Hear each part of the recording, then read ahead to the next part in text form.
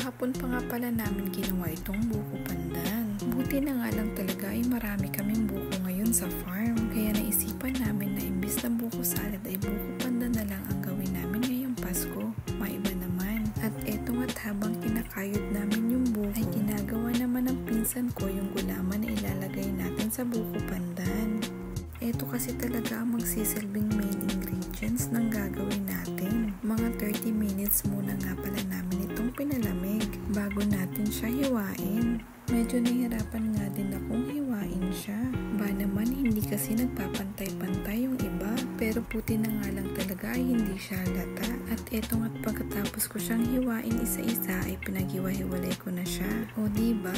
Ang satisfying lang tignan. 2 tray nga pala itong nagawa naming gulaman. Kaya naman ay marami talaga kaming magagawa na ito. At baka nga umabot pa ito sa bagong taon kung hindi ilalabas sa ref.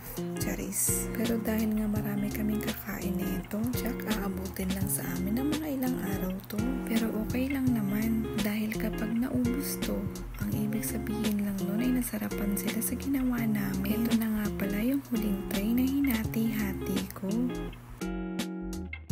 At eto nga't sisimulan na namin ang paghalo-halo ng mga ingredients na ito. At para sa ingredients, una ay kailangan natin ng mais, condensed milk, all-purpose cream, at syempre hindi mawawala ang nata de coco. At eto na nga pala lahat ng ingredients na gagamitin natin sa paggawa ng buko pandan. At eto na nga, sisimulan na natin para matapos na ang kuda. Syempre pinaghalo-halo lang namin lahat ng mga ingredients na ipinakita ko sa inyo. Bahala na kayo kung anong gusto nyong unahin. Ganun. Ang importante lang naman dito ay maglasang buko pandan siya, diba? Baka kasi ma-okray siya ng mga pihika namin kamag-anak. Charis. Ito talaga ang masaya kapag holidays, no? Lahat nagtitipon-tipon. Salo-salo kayong kumakain. At nag-ookrayan, syempre. Charis. At syempre, halo-halo na nga tayo sa puntong ito. At ito na nga siya makalipas ang ilang minuto.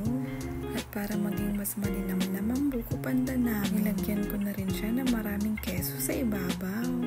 O diba, picture pa lang nakakapanglaway na. Kahit ang mamahal na mga bilihin ngayon, hindi namin tinipid ang ingredients na ito ha. Nakakatakot kaya ma-okray. Charis.